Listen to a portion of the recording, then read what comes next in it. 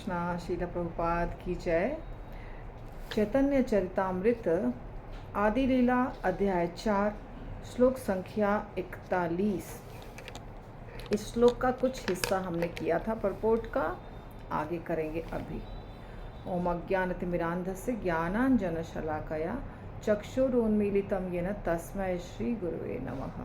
श्री चैतन्य मनोभीष्टं स्थापितं येन भूतले स्वयं रूपः कदा मह्यं ददाति सुपदान्तिकं। वन्देऽहं श्रीगुरो श्रीयुतपदकमलं श्रीगुरून् वैष्णवांश्च श्रीरूपं साग्रजातं सहगण रघुनाथान्वितं तं सजीवं साद्वैतं सावधूतं परिजनसहितं कृष्ण चैतन्य देवं श्री राधा कृष्ण पादान् सहगण ललिता श्री विशाखान्विताश्च। जय श्री कृष्ण चैतन्य प्रभु नित्यानंद श्री अद्वैत गदाधर शिवासादि गौर भक्त वृंद। हरे कृष्ण कृष्ण कृष्ण हरे हरे, हरे राम राम राम हरे हरे। এই মতো ভক্ত भाव कोरी अंगीकार आपनी आचारी भक्ति कोरिलो प्रचार। ठीक है, तो कृष्णदास कविराज गोस्वामी कह रहे हैं चैतन्य महाप्रभु के बारे में कि भगवान भक्त भाव धारण करके भक्ति का प्रचार किए और साथ ही स्वयं भी अभ्यास किए, है ना। आपनी यानी स्वयं भी भक्ति किए, क्योंकि चैतन्य महाप्रभु भक्त के रूप में थे ना। तो इसका तात्पर्य हमने एक पैराग्राफ कर लिया है। दूसरा पैराग्राफ में श्रील प्रभुपाद कहते हैं, श्रील प्रभुपाद की जय, भगवद गीता में भगवान को आत्मसमर्पण करने का दर्शन सिखलाया गया है। भगवान को आत्मसमर्पण यानी हम कैसे भगवान को आत्मसमर्पित होंगे, ये सिखलाया गया है भगवद गीता में। जो भगवान को आत्मसमर्पण कर देता है वह उनसे प्रेम करना सीख कर आगे प्रगति करता है। इसीलिए श्री चैतन्य द्वारा प्रचारित कृष्ण भावनामृत आंदोलन उन लोगों के लिए है जो हर वस्तु के नियामक भगवान के अस्तित्व से अवगत हैं। उनका उद्देश्य लोगों को यह शिक्षा देना है कि दिव्य प्रेमा भक्ति में अपने को लगाएं। वे साक्षात कृष्ण हैं जो भक्त के पद से अपनी सेवा की शिक्षा देते हैं। श्री चैतन्य महाप्रभु के रूप में भक्त की भूमिका को स्वीकार करना भगवान का दूसरा अद्भुत गुण है। बद्ध जीव अपने अपूर्ण उद्योग से भगवान तक नहीं पहुंच सकता।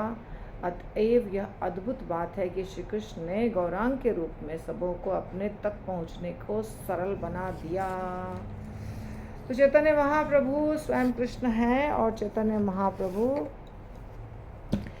सबको भक्ति सिखा रहे हैं, क्योंकि बिना सीखे भक्ति कर पाना मुश्किल होता है।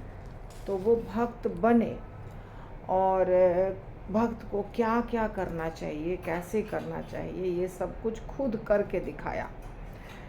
जैसे टीचर बन के, आचार्य का मतलब होता है जो बहुत अच्छा टीचर है, आचरण भी वैसा ही करता है जैसा वो सिखाता है। इसी शब्द से बना है आचार्य, यानी उसका आचरण भी वैसा ही होना चाहिए। अगर चैतन्य महाप्रभु कहते हैं कि हरे कृष्ण महामंत्र का जप करो तो स्वयं भी करते थे।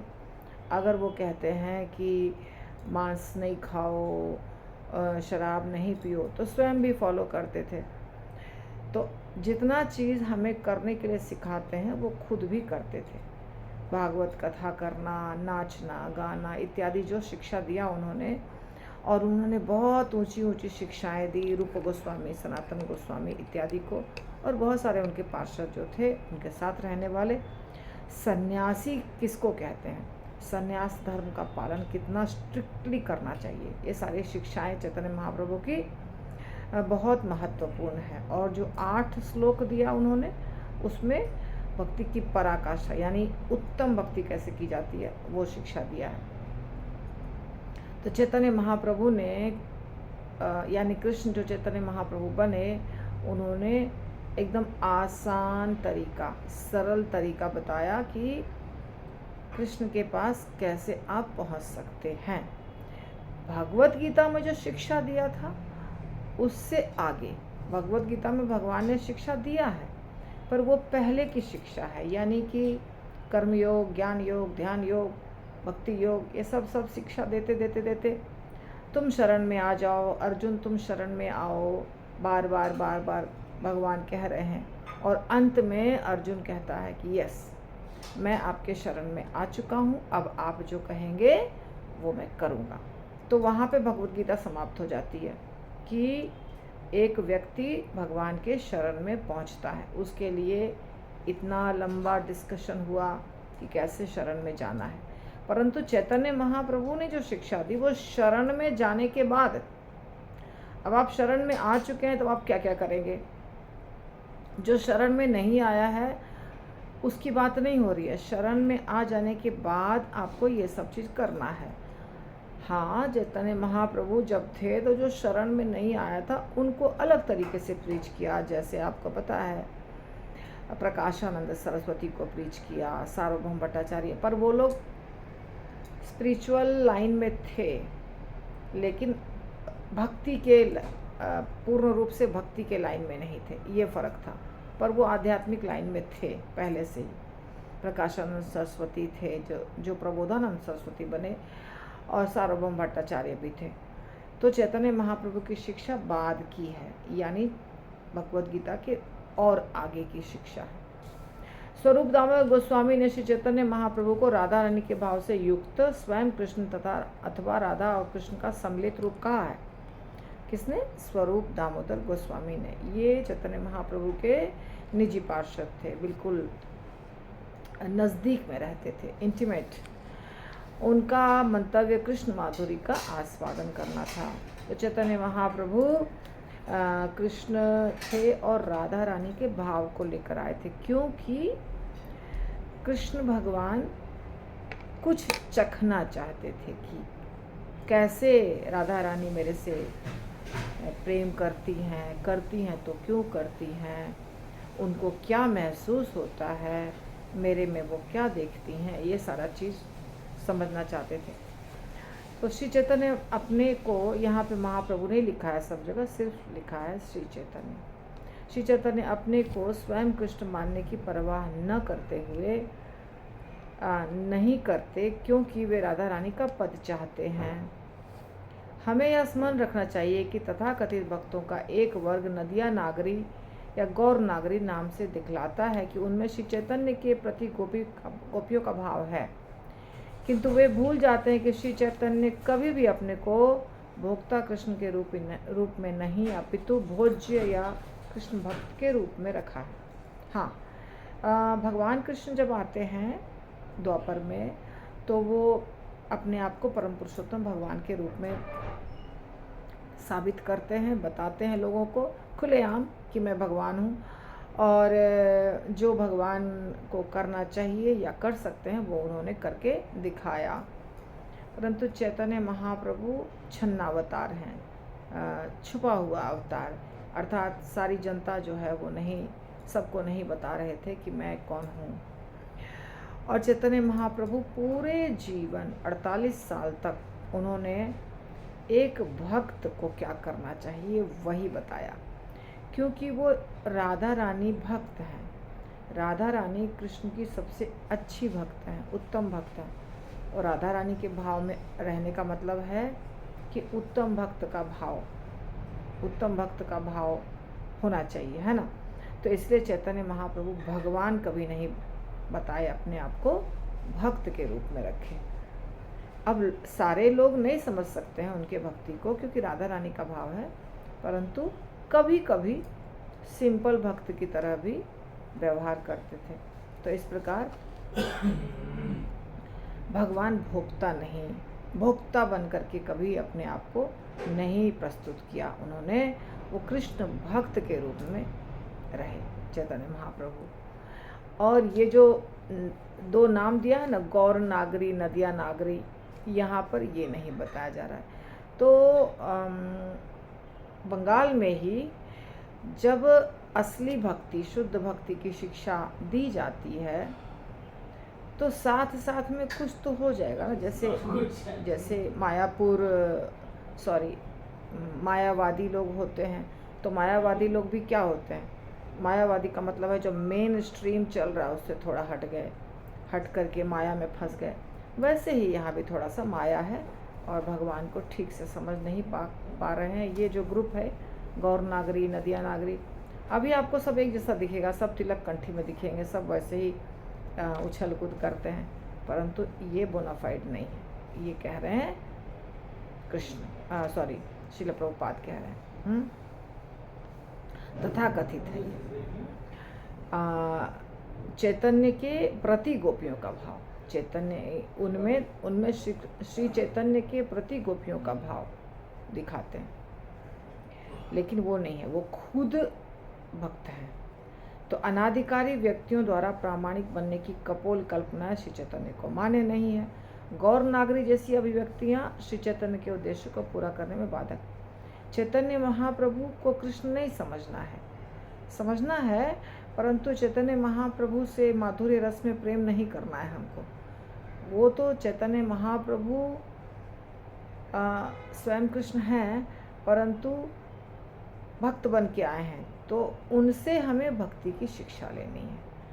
भगवान कृष्ण से व्यक्ति कर सकता है, परंतु वो भी हमको नहीं करना है। भगवान कृष्ण से माधुर्य रस में प्रेम गोपियाँ करती थी, हमें नहीं करना है।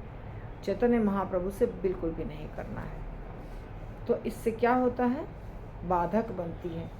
श्री चैतन्य निस्संदेह स्वयं कृष्ण हैं और वे सदैव श्रीमती राधा रानी से अभिन्न हैं, किंतु भगवान ने जिस विप्रलंब भाव को गुह्य कारणवश धारण किया, उसे भक्ति के नाम पर छेड़ना नहीं चाहिए। विप्रलंब भाव का मतलब होता है कि जब कृष्ण नहीं है और उनके याद में विप्रलंब रस होता है। विप्रलंब का मतलब कृष्ण के बिना गोपियाँ कैसे परेशान रहती थी, उनको याद करके विरह भाव। तो ये चैतन्य महाप्रभु प्रदर्शित किए हैं जगन्नाथपुरी में। तो कह रहे हैं प्रभुपाद कि हमको उसमें, उस गुह्य भाव में, उस गुह्य का जो भी लीला हुई है चैतन्य महाप्रभु की, उसको छेड़ना नहीं चाहिए।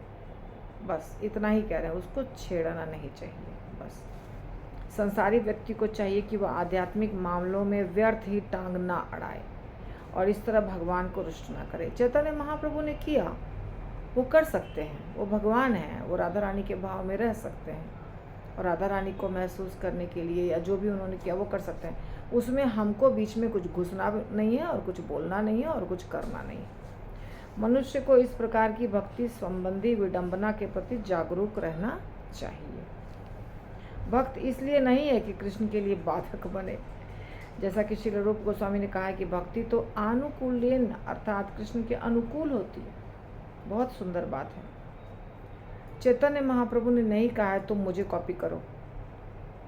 चैतन्य महाप्रभु ने ये नहीं कहा है कि मैं जैसा ऐसा करता हूँ वैसा वैसा करो।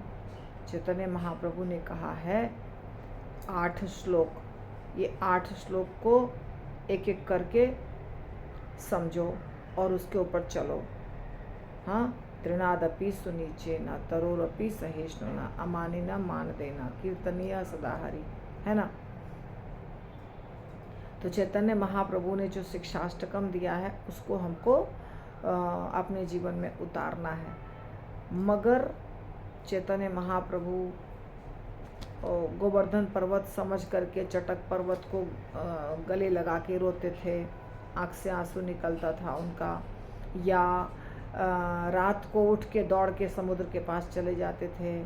उनका शरीर बहुत लंबा हो जाता था, ऐसे हाथ पैर पूरे सारे जो जॉइंट्स हैं वो लूज़ हो जाते थे।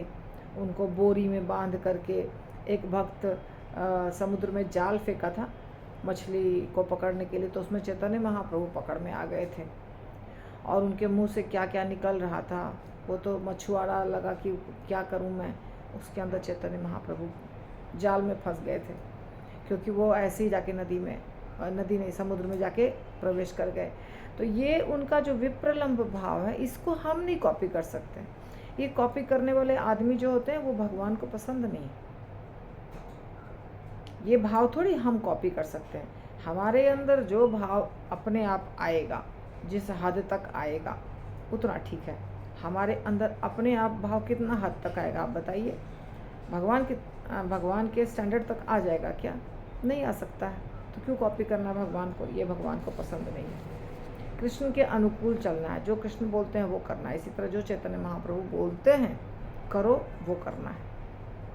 कृष्ण के प्रतिकूल चलना नहीं है। कंस वह कृष्ण का शत्रु था, वह सदैव कृष्ण का चिंतन करता था, किंतु शत्रु के रूप में। मनुष्य को इस प्रकार की प्रतिकूल सेवा से बचना चाहिए। तो भगवान की जितनी भी शिक्षाएं हैं, भले उसमें से थोड़ा सा आप कर सकते हैं तो थोड़ा करिए। भगवान ने शिक्षा बहुत दी है, भगवान कृष्ण ने बहुत शिक्षा दी है भगवद गीता में। भगवान राम की शिक्षा है रामायण में, चैतन्य महाप्रभु की शिक्षा है शिक्षाष्टकम में। तो भगवान ने शिक्षा दी है, और चैतन्य महाप्रभु की शिक्षा रूप गोस्वामी और सनातन गोस्वामी के माध्यम से है। भक्ति रसामृत सिंधु में और उपदेशामृत में, हरिभक्ति विलास में, ऐसे अलग अलग ग्रंथों में है। तो उसका पालन करना है हमको, या वही शिक्षा बाद में परंपरा के थ्रू आया है हमारे पास गुरुओं के माध्यम से, उसका पालन करना है हमको। हमें भगवान के कार्य जो कृष्ण कर रहे हैं लीला, या चैतन्य महाप्रभु कर रहे हैं लीला, उसमें घुस के अपने मन से कुछ भी करना, कुछ भी बोलना, ये सब गलत है। तो श्री चैतन्य ने राधा रानी की भूमिका स्वीकार की, और हमें इस पद का समर्थन करना चाहिए, जैसा कि स्वरूप दामोदर ने गंभीरा में किया।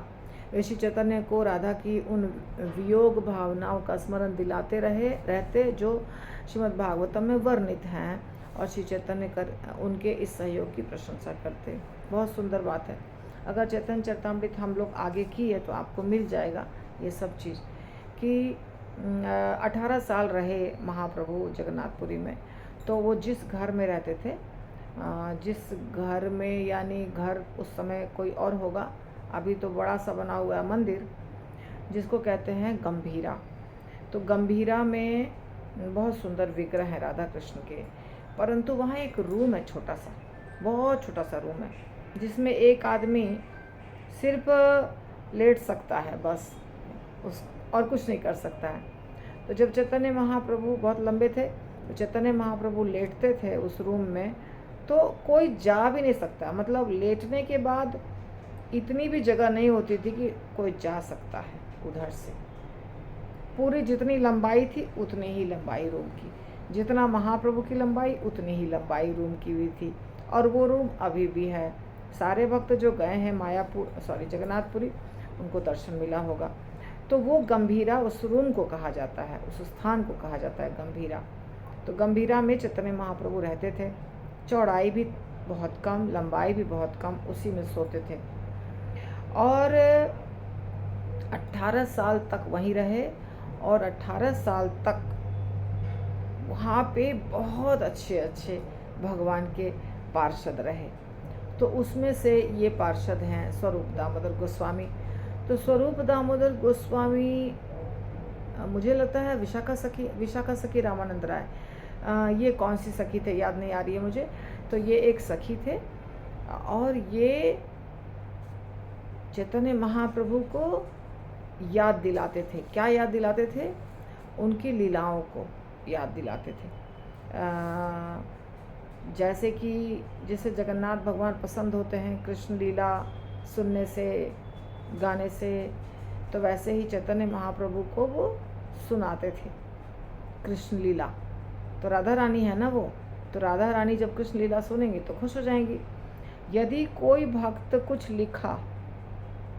लिख करके ले जाता है, गीत या कविता या कुछ, तो स्वरूप दामोदर प्रभु चेक करेंगे। अगर उनको लगेगा कि ये महाप्रभु को सुनाने के लायक है तो सुनेंगे महाप्रभु। अगर वो रिजेक्ट कर देंगे तो रिजेक्ट, फिर नहीं सुनेंगे महाप्रभु, क्योंकि वो सेक्रेटरी थे एक तरह से स्वरूप दामोदर प्रभु। तो स्वरूप दामोदर प्रभु उनको कृष्ण की याद दिलाते थे, और चैतन्य महाप्रभु बहुत खुश होते थे हमेशा सुन करके। किंतु वे गौर नागरियाँ जो श्री चैतन्य को भोक्ता और अपने को भोज्य मानती हैं, न तो श्री चैतन्य द्वारा मान्य है न उनके भक्तों द्वारा। ये गौर नागरी जो है इसके बारे में कह रहे हैं, यानी कि कोई भी व्यक्ति को इस दो जो संस्था का नाम दिया है, गौर नागरी, नदिया नागरी, इसको ज्वाइन नहीं करना चाहिए। अरे बहुत सुंदर है, बहुत सुंदर है, सब कुछ वैसा ही नहीं, वैसा नहीं है, गलत है। चैतन्य महाप्रभु ने उसको नहीं माना है। इन मूर्ख अनुकरण करने वालों को आशीर्वाद पाना तो दूर रह जाता है। इनकी कल्पनाएं श्री चैतन्य महाप्रभु के सिद्धांतों के प्रतिकूल हैं। कृष्ण द्वारा दिव्य भोग के सिद्धांत को राधा रानी के वेश में कृष्ण के वियोग की दिव्य अनुभूतियों से मिलाना नहीं चाहिए। कृष्ण द्वारा दिव्य भोग के सिद्धांत को राधा रानी के वेश में कृष्ण के वियोग की दिव्य अनुभूतियों से, दोनों दो चीज है। यहाँ पे चैतन्य महाप्रभु कृष्ण के रूप में है ही नहीं। चैतन्य महाप्रभु कृष्ण के रूप में नहीं है तो उनको कृष्ण के रूप में नहीं समझना है। इसलिए नहीं समझना है कि कृष्ण के रूप में समझ करके दूसरे जो ये दोनों जो संस्थाएं हैं वो उनके साथ अलग तरीका का व्यवहार कर रहे हैं, जो हमको नहीं करना है। ठीक है, तो ये राधा रानी के भाव में है और हमें सिर्फ उनके आज्ञा का पालन करना है। तो ये श्लोक बहुत बड़ा था और हो चुका है, 21 मिनट हो गया है। तो अभी मैं आगे का श्लोक जो बहुत सिंपल है वो मैं कर लेती हूँ। दास्य सख्य वात्सल्य आर्य श्रृंगार, चारी प्रेम चतुर्वेद भक्त आधार। 4 प्रकार के भक्त ईश प्रेम के 4 प्रकार के रसों के पात्र हैं। ये है दास्य सख्य वात्सल्य और श्रृंगार। इसमें शांत रस का नाम नहीं आया है क्योंकि शांत रस में कुछ नहीं होता है। शांत रस में कोई क्रिया नहीं होती है। क्रिया होती है दास्य से शुरू, यानी कि भगवान की सेवा जो शुरू होती है वो दास्य से शुरू होती है।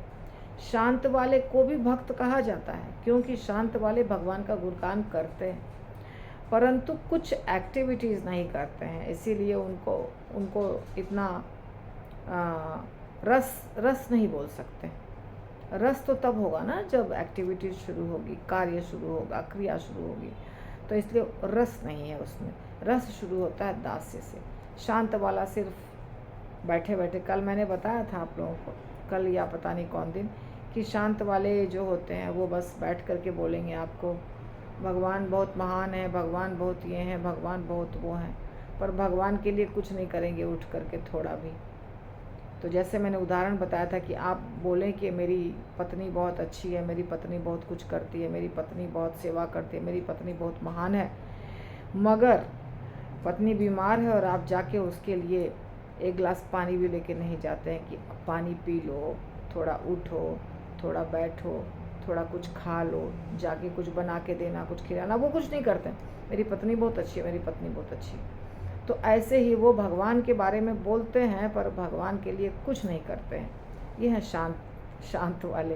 तो इसीलिए वहाँ पे क्रिया नहीं होती है, इसलिए उसका नाम नहीं दिया गया है। यहाँ पे 4 ही नाम दिया गया, दास्य सख्य वात्सल्य आर्य जय श्रृंगार, चारी प्रेम चतुर्वेद भक्तई आधार।